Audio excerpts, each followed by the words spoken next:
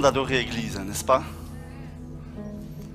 J'aimerais vous inviter, vous encourager ce soir à ne pas arrêter. Vous savez, ce livre-là, je l'ai porté jusqu'ici. C'est un livre d'adoration. Ne vous arrêtez pas ce soir à mes paroles, à ce que je vais vous dire, mais adorez le Dieu que nous révèle ce livre. Le Dieu qui a inspiré les paroles de ce livre. Vous savez, la plupart d'entre elles, elles ont été écrites dans des périodes particulières. Peut-être un peu comme celle qu'on...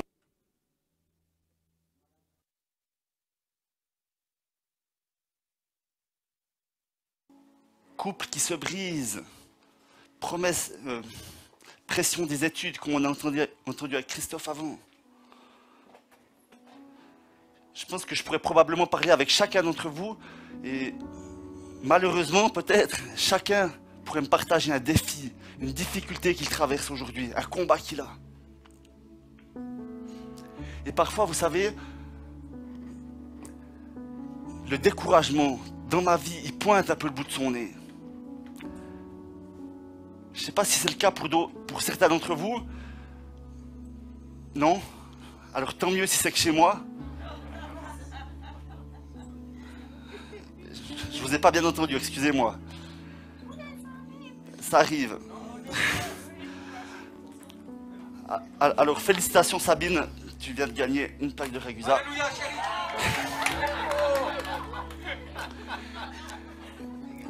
Et vous savez, je trouve que c'est parfois difficile de trouver de l'espoir et de l'espérance dans nos réalités quotidiennes. Pourtant, c'est ce dont j'aimerais vous parler ce soir. D'un Dieu d'espoir et d'espérance. Vous savez, depuis la nuit des temps, il l'est. Depuis la nuit des temps, il apporte cela.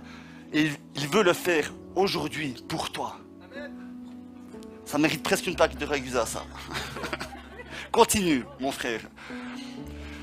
Vous savez, une des caractéristiques de ce livre, c'est qu'elle a été donnée, révélée aux hommes. À un moment T, un moment de l'histoire, dans une réalité précise qui n'est pas la nôtre, dans une langue qui n'est pas la nôtre, mais elle est encore vivante aujourd'hui. Elle est parole de Dieu aujourd'hui et elle nous révèle Dieu aujourd'hui. Donc ouvrez vos cœurs ce soir, laissez-vous pas toucher par mes paroles, mais laissez-vous toucher par l'Esprit de Dieu qui veut vous parler de Dieu, d'un Dieu incroyable, d'un Dieu extraordinaire. Donc le titre de ma prédication ce soir est que 2022 soit une année.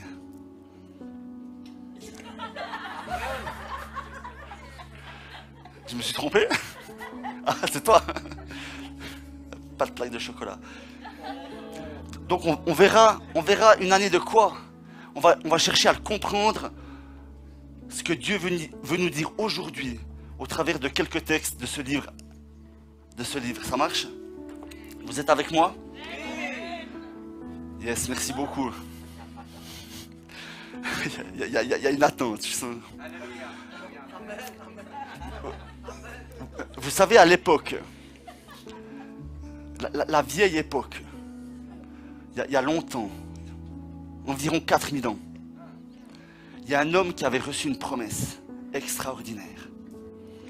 On en a déjà parlé ensemble. Ça vous rappelle quelque chose? Là, c'est dur. C'est Abraham. Alors si vous répondez pas assez fort, j'entends pas. Hein, voilà. Donc Abraham, il a reçu une promesse extraordinaire. Cette promesse, elle passait au travers d'une descendance. Et Abraham, parce qu'il a cru, il est devenu Abraham. Il a reçu cette descendance de manière surnaturelle à un âge avancé. Je pense que vous savez qui c'est. C'était Isaac, le fruit de la promesse. Dieu fait des miracles, amen. Quelle espérance. C'est notre Dieu. Mais tout ne va pas être facile pour Abraham, malheureusement. Et un jour, Dieu mit Abraham à l'épreuve. C'est dans Genèse 22, pardon. On trouve cette histoire dans Genèse 22. Donc, Dieu mit Abraham à l'épreuve. Il lui dit, Abraham. Il répondit, je suis là. Dieu parle et on peut lui parler. C'est incroyable. Notre Dieu est incroyable. Dieu dit, prends ton fils, je te prie, ton fils unique, celui que tu aimes, Isaac.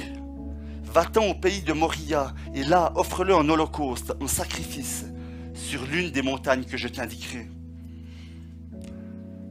Quelle demande farfelue et aberrante, mais uniquement aux yeux humains, et on va voir pourquoi. Et Abraham, tout à son honneur, va obéir à ce que Dieu lui a dit. Il va prendre son fils Isaac et il va s'en aller avec son âne, 2 serviteurs, et ils vont marcher. 2 jours, 1 jour, 2 jours. Le 3e jour, ils arrivent à un endroit où ça commence à monter.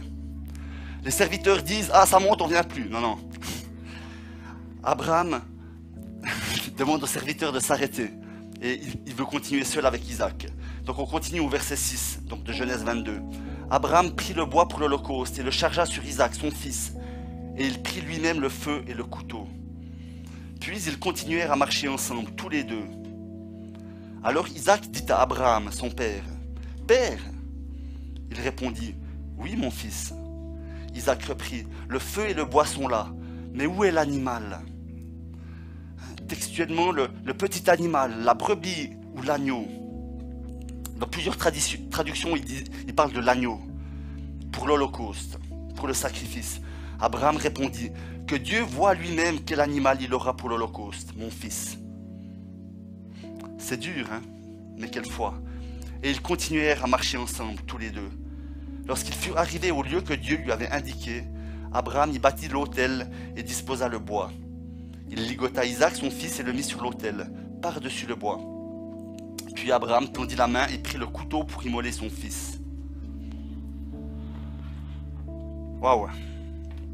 Alors, il y a un alors. Le messager du Seigneur l'appela depuis le ciel en disant, « Abraham, Abraham !» Il répondit, « Je suis là. » Il dit, « Ne porte pas la main sur le garçon et ne lui fais rien. Je sais maintenant que tu crains Dieu et que tu ne m'as pas refusé, ton fils, ton unique fils. » Abraham leva les yeux et vit par derrière un bélier retenu par les cornes dans un buisson. Alors Abraham alla prendre le bélier et l'offrit en holocauste à la place de son fils. L'histoire continue, mais je vous laisserai la lire. Là, on a vu un petit peu ce qui m'intéressait. Abraham et Isaac sont confrontés à un vrai problème, n'est-ce pas? Enfin, je pense. Ils ont le feu, ils ont le bois, les pierres, ben, voilà, Palestine, Israël, il y en a partout. Il manque le petit bétail, il manque l'animal pour le sacrifice, l'agneau pour le sacrifice. Et ce qui était un vrai problème pour Isaac, hein, parce que c'était peut-être potentiellement lui qui allait prendre la place de l'agneau. Mais Dieu va pourvoir à ce problème. Avec un bouc, mais pas avec un agneau. Et il s'attendait à l'agneau. Et c'est un petit peu particulier. Là, vous vous dites, où c'est qu'il veut en venir? C'est pas grave. On va refaire un petit saut dans le temps, 500-600 ans. Et on se retrouve en 1450 avant Jésus-Christ en Égypte. Le peuple juif y est exilé depuis plus de 400 ans. Et depuis des dizaines d'années, il y est opprimé, oppressé. La situation est compliquée.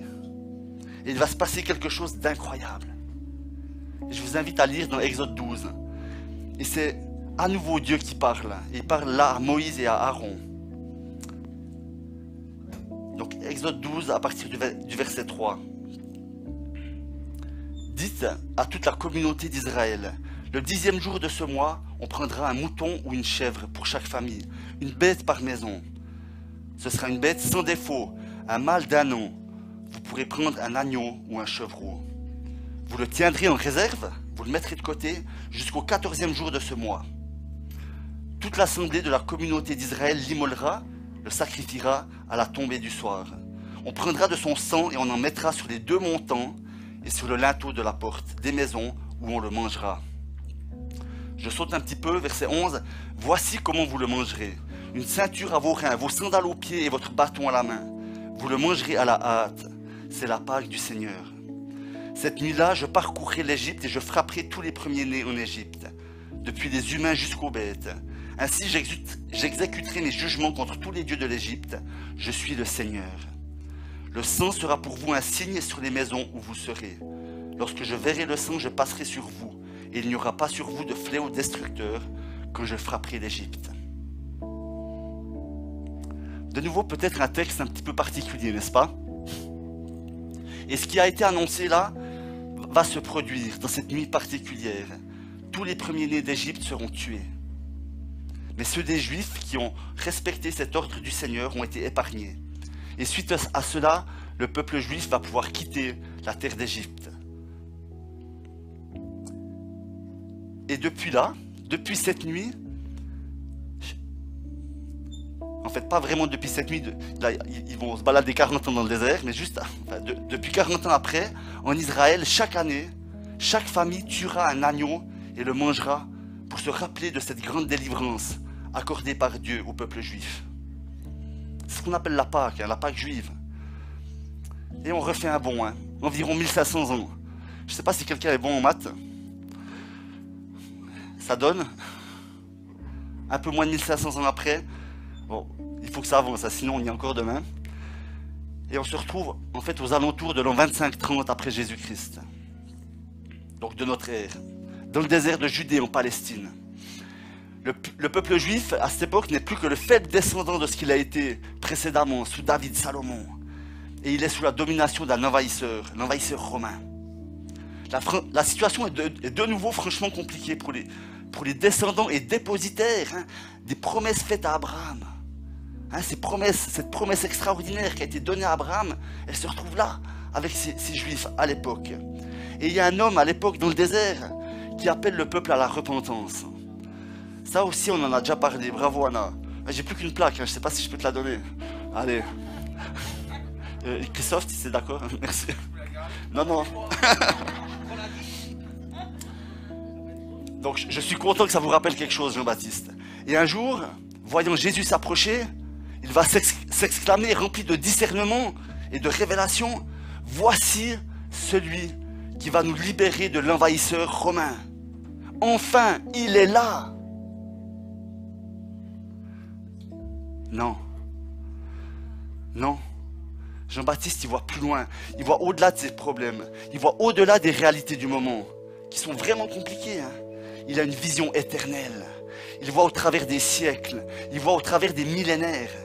Il voit le plan de salut de Dieu pour l'humanité qui s'accomplit. Il voit une réalité qui est cachée aux yeux de la majorité. Mais lui, il la voit. Et il va dire, c'est en Jean 1, 29, « Voici l'agneau de Dieu qui ôte le péché du monde. » C'est à son sujet que moi j'ai dit, derrière moi vient un homme qui est passé devant moi, car avant moi il était. Moi-même je ne le connaissais pas, mais si je suis venu baptiser dans l'eau, c'est pour qu'il se manifeste à Israël. Voici l'agneau de Dieu. L'agneau que n'a pas reçu Abraham pour son sacrifice 2000 ans auparavant. L'agneau que préfigurait chacun des agneaux sacrifiés lors de la célébration de la Pâque depuis la sortie d'Égypte. C'est lui. Le voici. Je ne sais pas vous, mais quelle révélation extraordinaire reçoit Jean à ce moment-là. Jésus est l'agneau de Dieu qui enlève le péché du monde. L'histoire du salut prend dorénavant une autre tournure.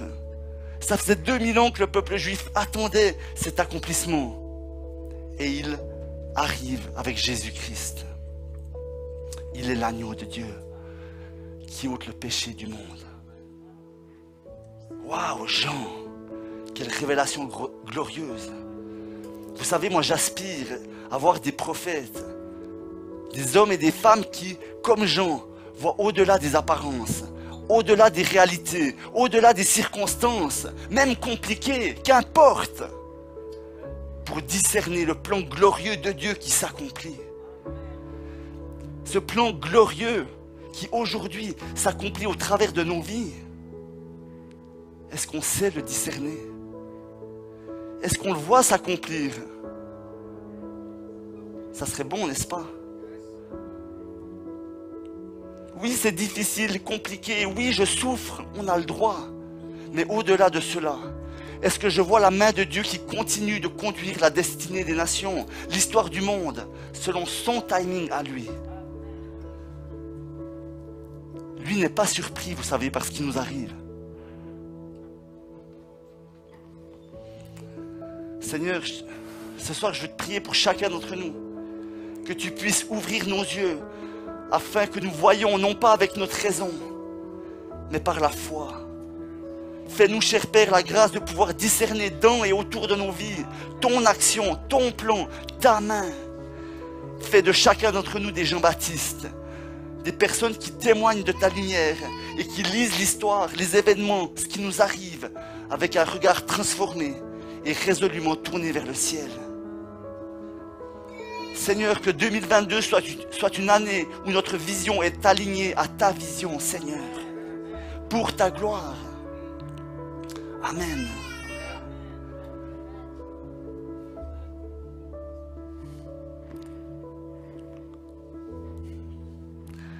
Vous savez, c'est ce même Dieu qui désire conduire ta vie ou qui l'a conduit déjà. Et il te l'a conduit si tu reconnais en lui, non pas le Sauveur qui vient juste te libérer. Ce n'est pas juste le Sauveur qui vient te libérer de tes problèmes d'aujourd'hui momentanés. Non. Il est l'agneau de Dieu qui ôte le péché du monde. Du monde entier, pas juste le tien ou celui de tes proches, mais le péché du monde. Du début à la fin de celui-ci. Vous savez, le péché que tu n'as pas encore commis, il l'ôte. La mauvaise pensée que tu n'as pas encore eue, qui t'a pas encore traversé l'esprit, il l'enlève. Quelle espérance incroyable, n'est-ce pas? Et vous savez, ce verbe ôter, il est conjugué dans un temps qui implique la continuité, la durée. Ce n'est pas un événement qui a eu lieu une seule fois et qui est terminé. C'est une action qui dure dans le temps, qui a un impact dans le temps. C'est une action qui dure encore aujourd'hui. Jésus était l'agneau. Non, Jésus est l'agneau de Dieu. Aujourd'hui, Église, il ôte ton péché. Aujourd'hui, il te libère du poids de tes fautes. Aujourd'hui, il te fait grâce. Quel Dieu extraordinaire. Quelle bonne nouvelle, quel évangile, quel gospel extraordinaire que celle de Jésus-Christ. Grâce à cela, tu peux t'avancer avec assurance devant Dieu, le cœur confiant. Grâce à cela, tu peux affronter la mort avec la paix. Tu peux affronter la vie avec espérance.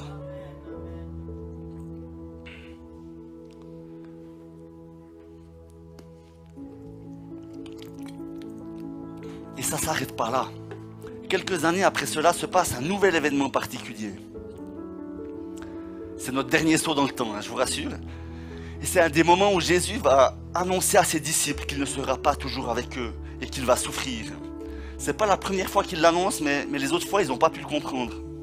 Là, on ne sait pas s'ils l'ont compris, mais voilà. C'est dans Luc 22. Je vais lire un petit peu. Verset 7. Le jour des pains sans levain, où l'on devait sacrifier la Pâque, arriva. Sous-entendu, le jour où l'on devait sacrifier les agneaux pour la Pâque. Un petit peu plus loin, verset 14. L'heure venue, il se mit à table, et les apôtres avec lui.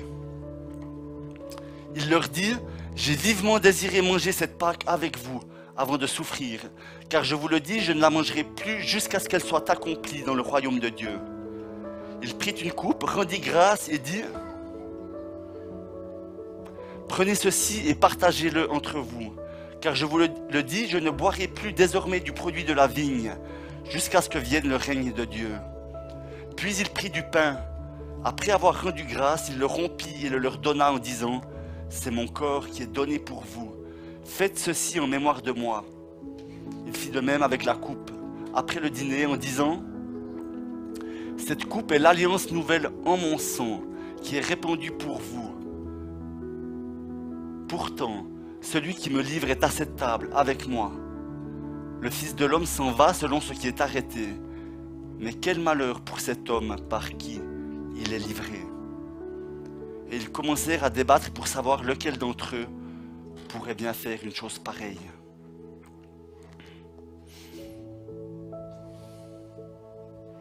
On arrive d'une certaine manière à la fin de l'histoire, à son accomplissement. L'agneau de Dieu annonce qu'il va jouer son rôle jusqu'à la fin. Il va être ce que préfigurait le sacrifice d'Isaac à Moria. Il va être ce vers quoi ont tendu chacune des fêtes de la Pâque célébrée à ce jour. Ce que Jean-Baptiste a vu prophétiquement. Jésus, l'agneau de Dieu, annonce qu'il va être sacrifié, qu'il va donner sa vie pour nous, pour ôter, pour enlever les péchés du monde, pour le salut de l'humanité. Pour qu'au travers de son sang, nous puissions être réconciliés avec Dieu. Une fois pour toutes. Je ne sais pas si vous imaginez ce moment, mais ça devait être d'une densité incroyable. C'est un moment terrible, dur, et en même temps absolument extraordinaire et porteur d'espoir. Et j'ai ressorti encore 4 raisons de ce petit passage que j'ai envie de vous laisser ce soir. La première, c'est que le désir intense de Jésus le porte vers ses disciples. Au verset 15, on a lu, il leur dit, j'ai vivement désiré manger cette Pâque avec vous. Littéralement, j'ai désiré de désir manger cette Pâque avec vous. Il y a un désir vif et intense de Jésus d'être avec ses disciples, avec ses amis, malgré l'importance de ce moment dans l'histoire du salut. Peut-être que Jésus devrait ou pourrait avoir d'autres choses à faire, d'autres priorités à ce moment-là, se préparer, prier. Mais non, son désir le plus grand, son vif désir, l'amène auprès de ses disciples. Il veut être avec eux, il veut leur annoncer lui-même ce qui va se passer. Il veut pouvoir les encourager, les rassurer, malgré la violence de ce qu'il leur annonce. Jésus désire être avec ses amis. Jésus désire être avec toi, si tu es son ami. Vous savez, indépendamment de l'enjeu, de ce qui se passe, de ce qui t'arrive, de comment tu ressens et vis les choses, il désire de désir, intensément, ardemment, se tenir avec toi, manger cette Pâque avec toi. Pas juste un SMS entre 2 priorités, mais partager un repas, vivre un temps de communion, de partage, de relation avec toi. C'est incroyable. Lui, l'agneau de Dieu, lui, le roi de l'univers, il le veut. Et toi, est-ce que tu le veux aussi? Partages-tu ce même désir de communion, de cœur à cœur avec Jésus? Seigneur, donne-moi de t'aimer comme tu m'aimes. C'est tellement incroyable. Remplis, visite ma vie, mon agenda, mes priorités. Que tu deviennes, si tel n'est pas encore le cas, l'une d'elles, et si possible la première. Seigneur, que 2022 soit une année marquante, parce que je prends conscience de ton désir intense de passer du temps avec moi, et que j'y réponds. Amen.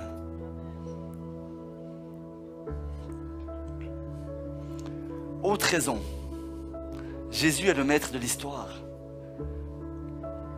et il transforme les désastres en grande délivrance. Je vais relire. Il leur dit, j'ai vivement désiré manger cette Pâque avec vous avant de souffrir, car je vous le dis, je ne la mangerai plus jusqu'à ce qu'elle soit accomplie dans le royaume de Dieu. Il prit une coupe, rendit grâce et dit, prenez ceci et partagez-le entre vous. Car je vous le dis, je ne boirai plus désormais du produit de la vigne, jusqu'à ce que vienne le règne de Dieu. Puis il prit du pain. Après avoir rendu grâce, il le rompit et le leur donna en disant, c'est mon corps qui est donné pour vous. Faites ceci en mémoire de moi. Il fit de même avec la coupe après le dîner en disant, cette coupe est l'alliance nouvelle en mon sang qui est répandue pour vous. Vous savez, la Pâque, c'était un rite humain. Un signe qui pointait vers une réalité attendue. C'était une célébration imparfaite, la commémoration d'une délivrance, mais qui annonçait une plus grande délivrance, qui serait manifestée par le royaume de Dieu. Et c'est là, dans ce moment, que Jésus annonce que cette Pâque qu'il commémore, ce rite, il va être enfin pleinement accompli. Ça fait 1500 ans que chaque année, ils tuent un agneau en espérant que quelque chose se passe, mais que rien n'arrive. Et là, Jésus leur dit, oui, ça va être dur. Oui, je vais souffrir. Oui, vous allez être désemparés, perdus, désabusés, tout ça. Mais cette fois, ça y est. En donnant mon corps pour vous, j'accomplis une fois pour toutes le sacrifice parfait. Ça ne va plus jamais être comme avant. Tout va changer. Et c'est incroyable parce que ce qui se passe est sous le contrôle de Dieu. C'est pour ça que Jésus est venu sur terre. Il va aller jusqu'au bout. C'est ok. Ne vous inquiétez pas. Que tu es dans les mains de Dieu. Comme Jésus à ce moment-là. Même les mauvaises nouvelles, les combats, les difficultés peuvent être changés en victoire et en délivrance. Si Jésus ne l'avait pas fait, on ne serait pas là. Il a fallu y passer. Mais en Jésus, il y a toujours une espérance. Et si vraiment elle ne se manifeste pas dans ce monde, elle se manifestera dans le suivant. Seigneur, c'est dur. Seigneur, je ne comprends pas. Je suis découragé. Mais je veux te dire que je mets mon espoir en toi. Je veux me confier en toi. Je crois que toi, tu conduis la destinée des nations. Je crois que tu conduis ma destinée, Seigneur. Et je crois que tu peux transformer ma tristesse en joie, les pleurs en cris de joie, et mes combats et difficultés en délivrance. Et je t'en remercie. Je suis ton enfant, je choisis de te faire confiance. Que ma vie honore et glorifie ton nom, quelles que soient les circonstances, indépendamment des circonstances que je doive traverser. Seigneur, que 2022 soit une année où je suis rempli d'espérance, parce que tu peux transformer mes combats en délivrance. Amen. Pour ceux qui me connaissent un peu, normalement je m'arrête après 3 points. Mais là, je suis obligé de continuer. Vous êtes vraiment bénis ce soir. Hein? Il y en a encore 2. Nous ne sommes pas seuls. Il y a une autre notion qui est hyper présente dans ce texte. C'est la notion communautaire. Partagez-la entre vous. Faites ceci en mémoire de moi. Répandu pour vous, etc. C'est des pluriels. Cela nous concerne nous, pas juste moi, ou l'un ou l'autre. Un auteur qui s'appelle Craig Keener a dit qu'à l'époque, partager un repas était un lien intime, initiant un pacte d'amitié, souvent à vie, où il y avait une vraie communion. Partager un repas, partager la coupe, c'est quelque chose d'intense que l'on vit ensemble. C'est d'une certaine manière un engagement que l'on prend avec l'autre. Jésus va souffrir, Jésus va s'en aller, il va retourner auprès du Père. Alléluia. Mais vous ne resterez pas seuls. Une notion communautaire voit le jour. L'Église voit le jour. Vous avez été un peuple, le peuple juif. Dorénavant, vous serez un corps. Vous serez l'Église. Dorénavant, vous êtes ensemble. Vous êtes unis au travers de ce repas qui représente mon sacrifice. Partagez, communiez en l'attente du règne de Dieu. En l'attente de mieux, oui. Mais ce n'est pas vain, il y a quelque chose qui vient. Mon royaume vient, le royaume de Dieu vient, oui. Mais en attendant que cette espérance se manifeste pleinement, communie, échange, partage, soutient, aime, encourage, sert, bénis les autres, tes frères et sœurs. Tu n'es pas seul. Le royaume de Dieu, c'est pas seul. C'est les uns et les autres. Déjà ici en bas. Tu ne vis pas que pour toi. Tu vis aussi pour les autres.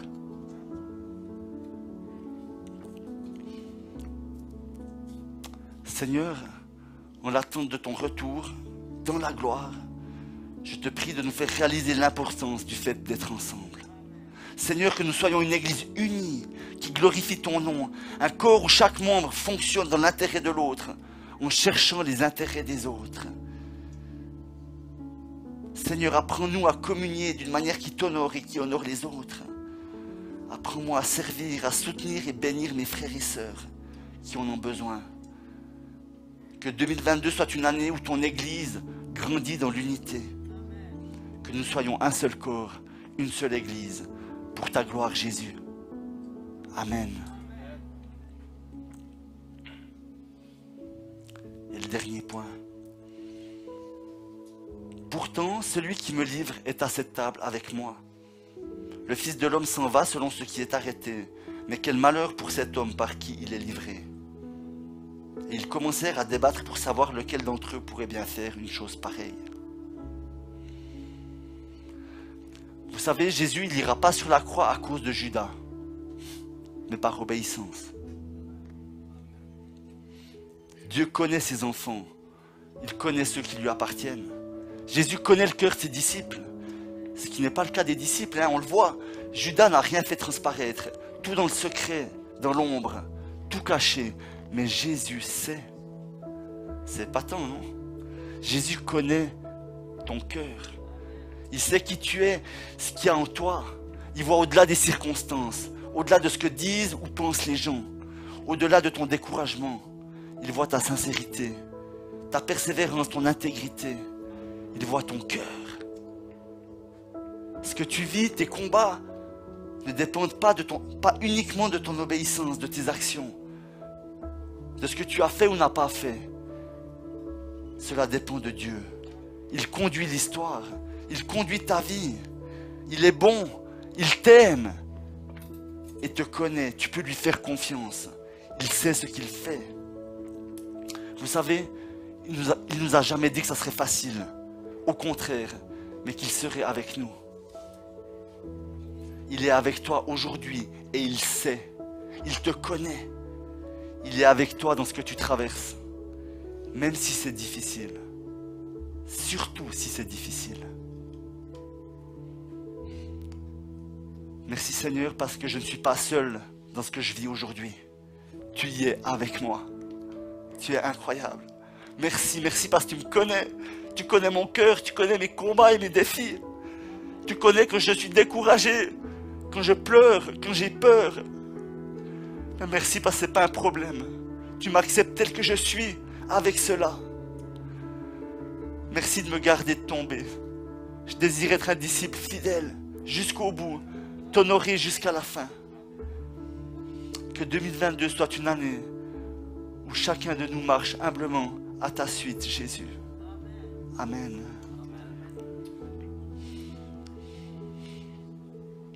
Ça fait plus de 4000 ans que le salut du monde est lié à un agneau. Un agneau que Jean-Baptiste reconnaîtra en Jésus. L'agneau qui manquait au mont Moria pour le sacrifice d'Abraham. L'agneau que préfigurait chacun des agneaux immolés lors de la célébration de la Pâque chaque année.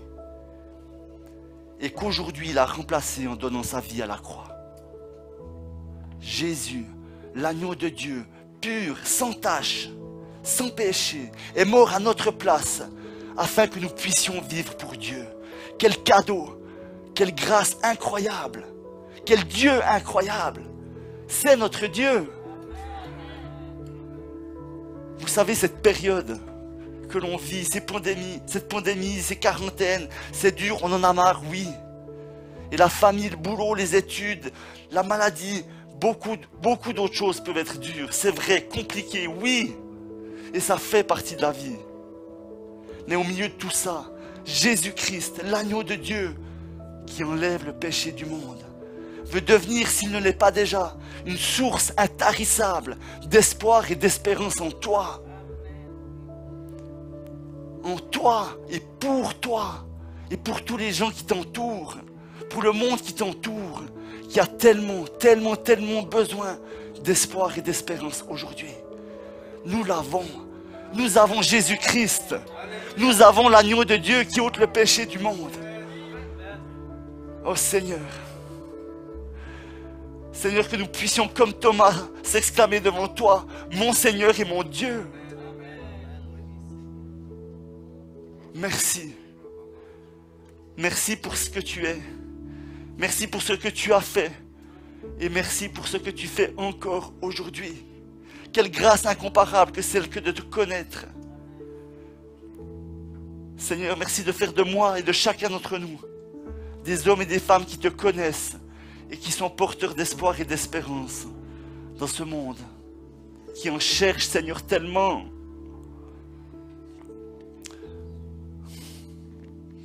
Seigneur, pardon. Pardon pour toutes les fois où je doute.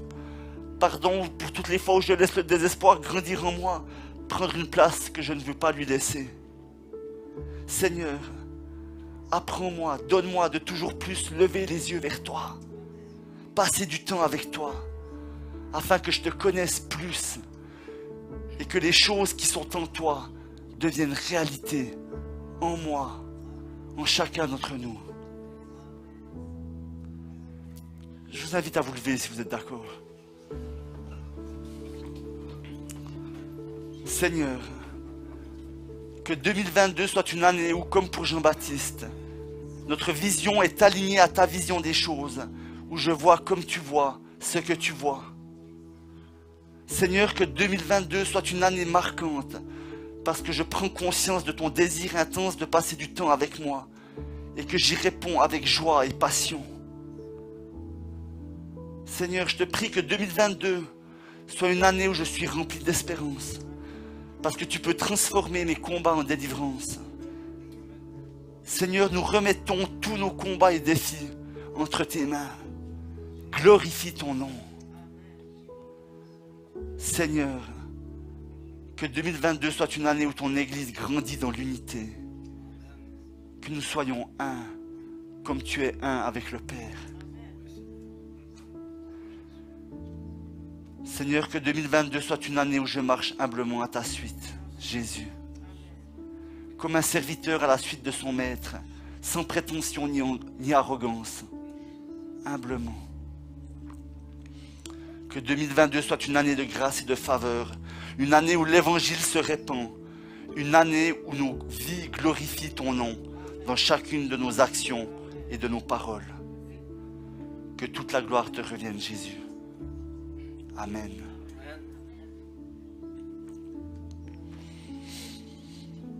C'est ma prière pour chacun d'entre vous, Église. Je vous bénis et je vous aime. À bientôt.